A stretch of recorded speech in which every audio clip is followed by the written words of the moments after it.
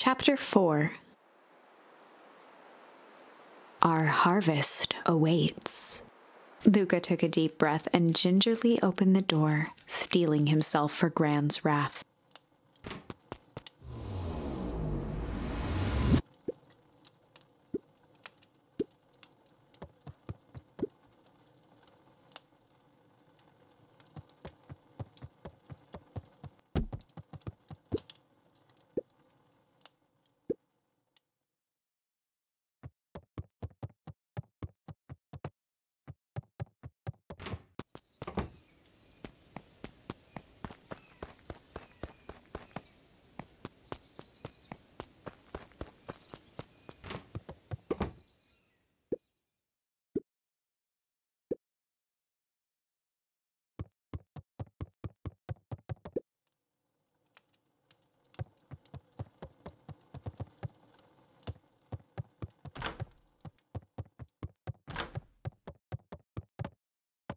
Luca was alone.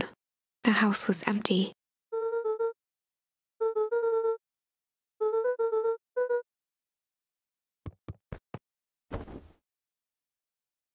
Luca was sitting by the pond, listening to small waves lap against a rock. His father sat in a folding chair in front of him. Without turning, he spoke. "Why don't you grab me some nice bait?" "Sure thing, Dad." Luca hopped over to the tackle box and popped open the lid. Inside was a rolling, buzzing mass. "We're fishing with bees?" Luca's father gave a warm chuckle. "Well, you catch more fish with bees than honey. Pick us out a good one."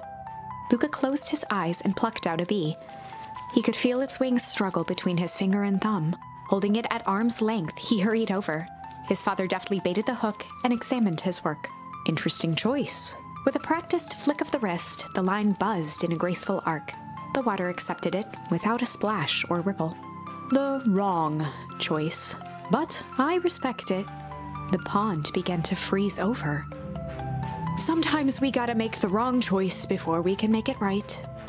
Pallid ice propagated across the still surface with an alarming speed. Luca scrambled back as the ground beneath him turned cold. "Dad, I don't understand." "Sorry, kiddo. Understanding isn't always part of the deal." The relentless ice shot through the fishing line toward his father. "Dad, look out!" His father casually wound the reel. "None of it's your fault, you know. Never was." "Dad, we have to go!" Luca grabbed his father's shoulders, trying to pull him away. "Please, you have to run!" The ice crackled as it spread across his father's hands. "That's the thing about fishing, Luca." His chest began to crystallize. "You toss your hook in, and you never know what you're gonna pull out." A shock of searing cold ran up Luca's arms. He gave one last desperate tug. The chair tipped backwards in a single frozen mass. Luca tried to stop the momentum, but it was too late. He watched the icy form of his father slam into the hard ground, shattering into 1,000 pieces that crowded around his feet. "Dad, I don't understand. What does all this mean?" The gentle rustle of leaves was the only reply.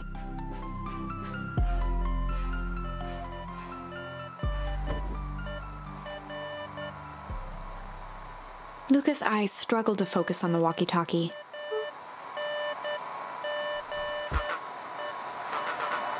Faintly, he could hear Rollo amongst the noise.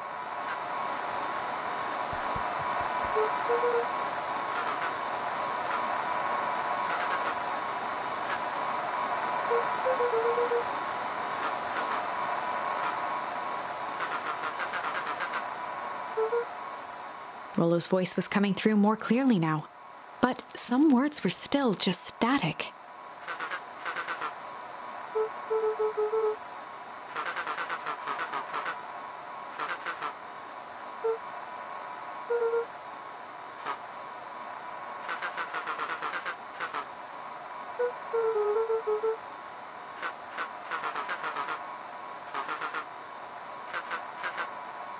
The signal went silent. Luca held still, waiting for a response, his pounding heartbeat marking the passage of time.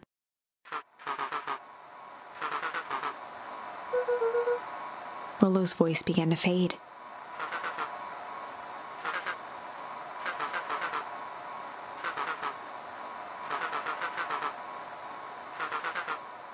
With that, the signal died for good.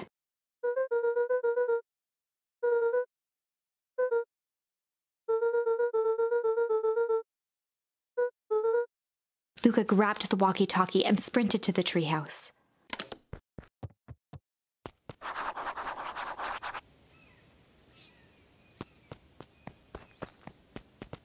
Luca heard a group of footsteps approaching.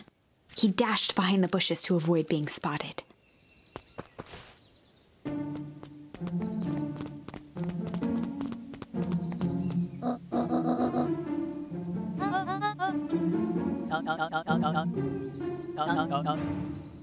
Mr. Tolliver paused, shifting his eyes to one side.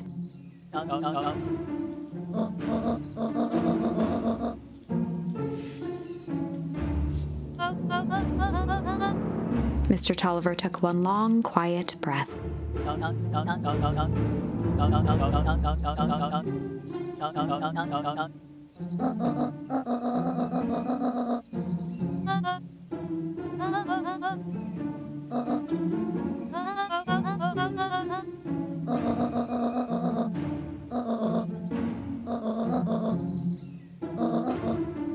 The three shared a determined look.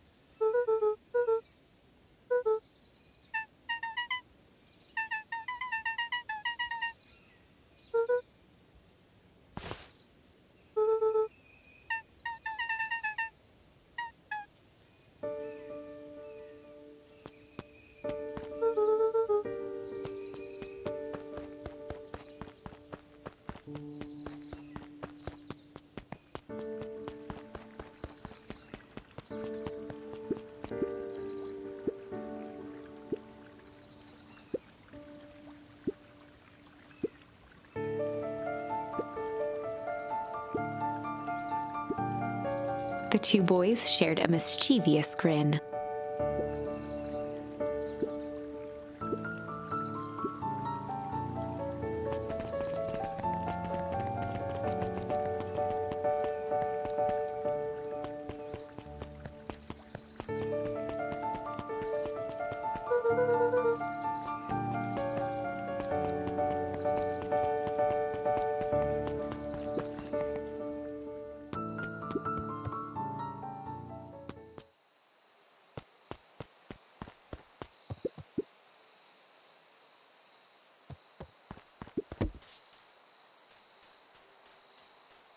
Luca wrapped some tape around the hook. Hey, you never know.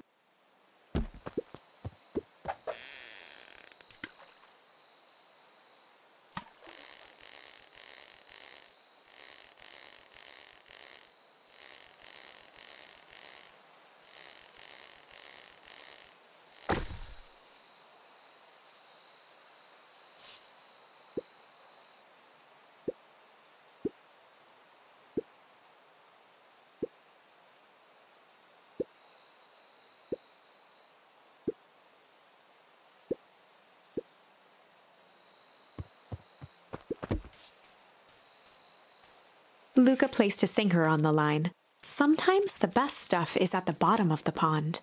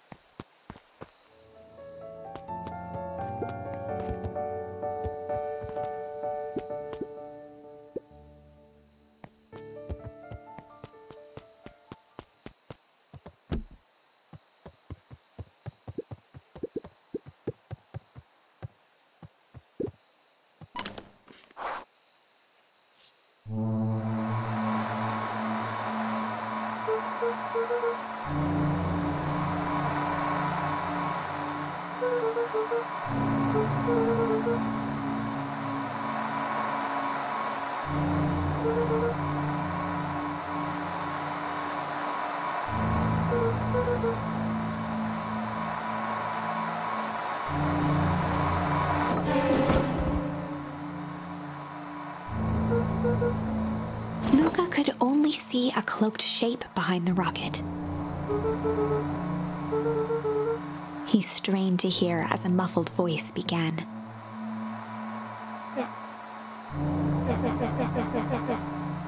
Fear gripped Luca's throat.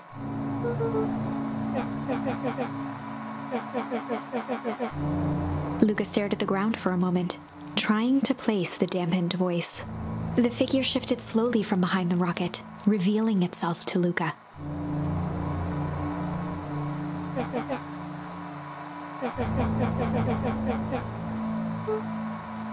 Luca reached over empathetically. Iggy's tone jolted to dejected anger. Luca slumped to the ground, overwhelmed by guilt.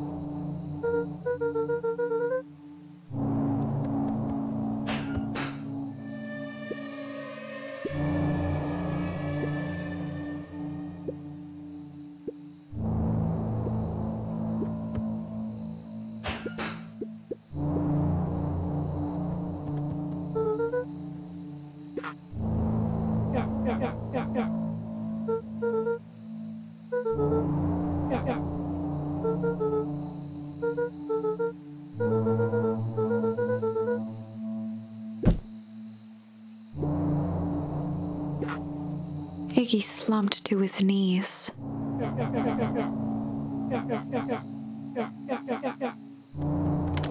Luca grabbed the walkie-talkie and headed for the window. Luca and Iggy climbed up the back of the treehouse to its roof, where Rollo had constructed his MCDC, the Mission Control Defense Cannon. From behind the crowd of clipboards, William Kerr strode forward, a warm smile on his face.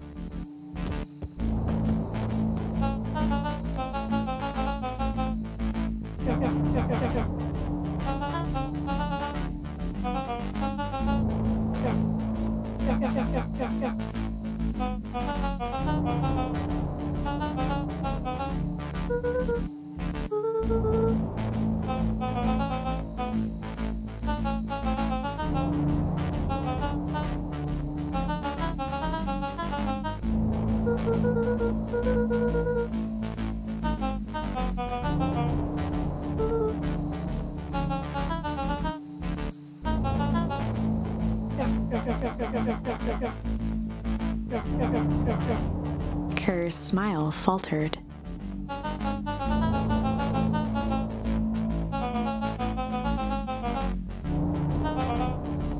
Luca's grip tightened on the MCDC.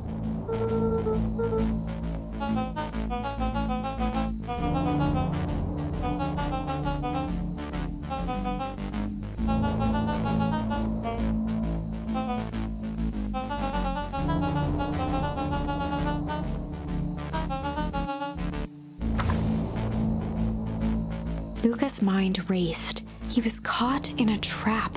What do you do when there's no hope? He wiped his cheeks with a sleeve. What are you gonna do, Luca?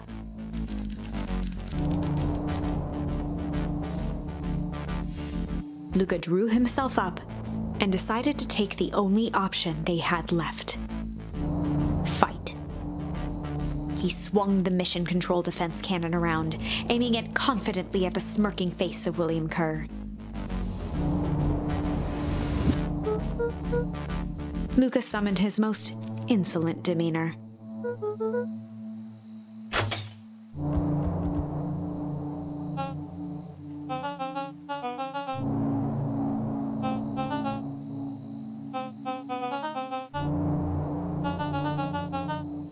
Kerr turned his back on the two boys.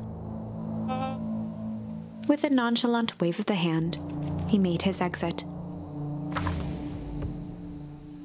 As the clipboards began to slowly advance on the treehouse, Luca looked to Iggy with resignation in his eyes. The end. That escalated quickly.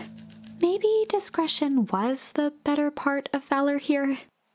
Let's put a pin in this for now.